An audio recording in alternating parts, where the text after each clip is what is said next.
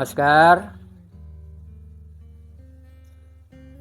Teman-teman, topik kali ini yang saya mau bahas adalah definisi yoga secara spiritual atau menurut Tantra. Ada begitu banyak interpretasi dan begitu banyak penjelasan atau definisi mengenai yoga karena istilah yoga telah digunakan dalam berbagai konteks dan tradisi sepanjang sejarah.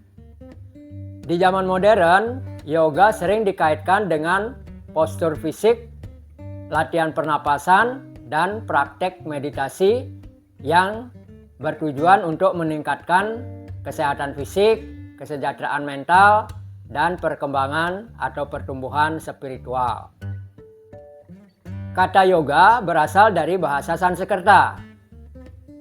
Menurut Sri Sri Anandamurti, seorang mahaguru tantra di zaman modern ini, kata yoga memiliki dua akar kata kerja, yaitu pertama yuj dan yang lainnya adalah yunj. Yuj artinya menambahkan, 1 ditambah 1 sama dengan 2. Misalnya 1 apel ditambah 1 apel sama dengan 2 apel. Dalam hal ini, setelah penjumlahan, kedua apel ini masih bisa kita kenali identitasnya masing-masing. Sedangkan yunj artinya mempersatukan, bukan menambahkan. Misalkan ada gula dan ada air. Gula ditambah air, apa yang akan terjadi? Gula akan menyatu dengan air atau gula akan larut dengan air. Anda tentu tidak akan menemukan gula dalam bentuk terpisah setelah penyatuan ini. Dalam hal ini, gula sudah kehilangan identitas individualnya. Sekarang mari kita lihat beberapa definisi yoga yang kita kenal. Pada umumnya, di zaman sekarang ini, ketika orang mengatakan yoga, maka yang dimaksud adalah latihan olah tubuh tertentu yang dipadukan dengan olah napas dan juga meditasi. Sering kita dengar orang mengatakan bahwa yoga adalah suatu latihan untuk menjaga dan meningkatkan keseimbangan atau keharmonian fisik, mental, dan spiritual. Dalam Bhagavad Gita bab 2, sloka 48 dikatakan Samatwam yoga uchyate. Artinya, keadaan pikiran atau mental yang netral atau seimbang, itulah yoga. Misal, Anda di jalan raya mengendarai sebuah mobil. Ketika melewati perempatan, kebetulan lampu lalu lintas berwarna merah. Lalu Anda menghentikan mobil. Tiba-tiba dari arah belakang, sebuah mobil lain menabrak mobil Anda hingga penyok. Maka ada beberapa kemungkinan situasi yang terjadi pada diri Anda. Pertama, mungkin Anda marah besar dan langsung memukul si sopir mobil atau langsung menelepon polisi melaporkan kejadian yang Anda alami. Kemungkinan kedua yaitu ketika Anda memiliki kontrol terhadap tindakan Anda, mungkin Anda hanya mengomel dan mengumpat kepada si sopir mobil yang menabrak. Kemungkinan ketiga yaitu ketika Anda bisa mengontrol tindakan dan ucapan Anda tidak menunjukkan kemarahan secara tindakan maupun perkataan. Tetapi di dalam hati Anda tetap merasa jengkel, marah, ngedumel. Kemungkinan keempat yaitu di mana Anda benar-benar tidak merasakan emosi dan perubahan sikap mental sebelum dan sesudah kecelakaan.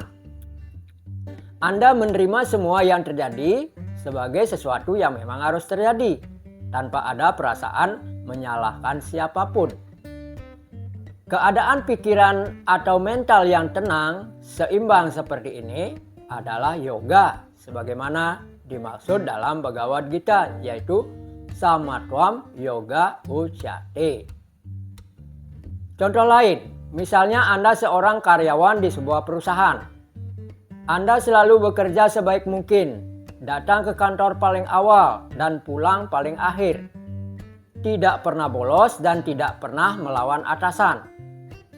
Setelah sekian lama bekerja, bukannya naik gaji dan naik jabatan, tetapi Anda justru diberhentikan dari pekerjaan tanpa penjelasan yang rasional.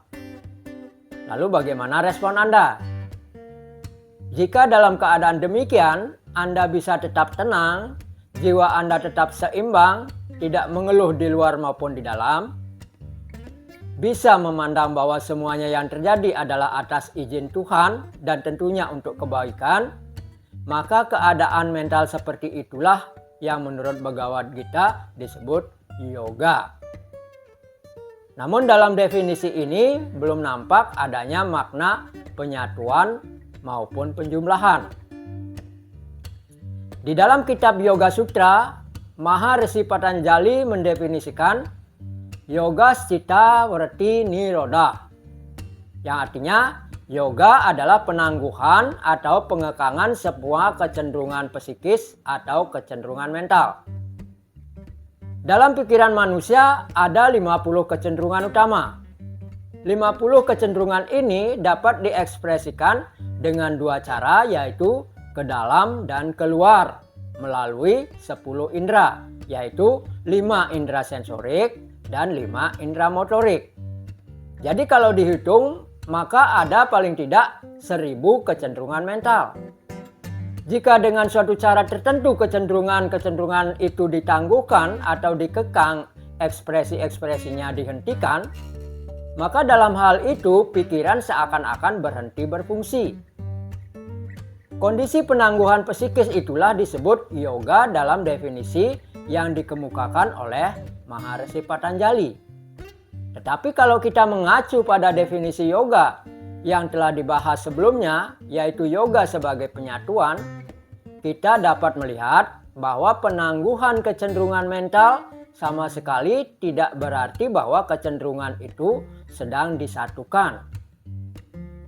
Penangguhan kecenderungan mental tidak selalu mengarah pada penyatuan pikiran unit dengan pikiran kosmis.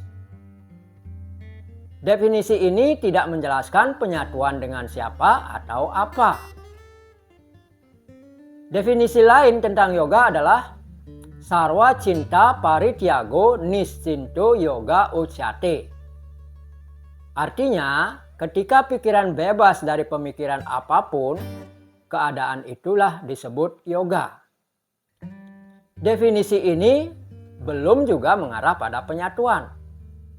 Misalnya, ketika orang tertidur lelap, ketika tidur tidak bermimpi, pikiran menjadi bebas dari pemikiran dan orang itu menjadi tidak sadar. Artinya dalam keadaan itu pikiran berhenti berpikir. Tapi apakah itu merupakan yoga? Kalau mengacu pada arti kata yoga sebagaimana disebutkan sebelumnya, tentu tidak. Definisi yoga yang paling tepat secara spiritual adalah yang dikemukakan oleh Mahayogi atau Mahaguru Sadasiwa atau yang biasa disebut Siwa. Siwa yang dimaksud di sini bukanlah Siwa sebagaimana dalam konsep Trimurti yang dikatakan sebagai dewa pelebur. Siwa atau Sadasiwa yang dimaksud di sini adalah sosok Mahaguru Tantra yang hidup kira-kira 7000 tahun yang lampau di India. Mengenai yoga, beliau mengatakan Sam yoga ityukto jiwatma paramatmana. Artinya, penyatuan jiwa unit atau jiwatma dengan jiwa semesta atau paramatma adalah yoga. Nah, di sini baru jelas bahwa yoga itu bermakna penyatuan. Inilah definisi yoga yang paling sesuai dengan arti harfiah kata yoga, yaitu penyatuan. Untuk mencapai yoga, yaitu penyatuan antara kesadaran individu atau atman dengan kesadaran semesta atau paramatma, diperlukan usaha yang komprehensif. Tidak hanya olah tubuh dan olah napas. Apa yang kita sebut latihan atau praktek yoga adalah meliputi banyak aspek dan bahkan boleh dibilang mencakup semua aspek kehidupan, baik fisik, mental, dan spiritual. Untuk mencapai tujuan dari yoga ini, Maharishi Patanjali membuat rumusan yang disebut Astanga Yoga atau 8 tahapan yoga yang terdiri dari yama, niyama, asana, pranayama, pratyahara, dharana, dhyana, dan samadhi. Mengenai Astanga Yoga ini akan saya bahas satu persatu dalam video-video selanjutnya. Baik teman-teman, sekian dulu video kali ini. Semoga ada manfaatnya. Terima kasih sudah menonton. Sampai jumpa dalam video-video selanjutnya. Namaskar.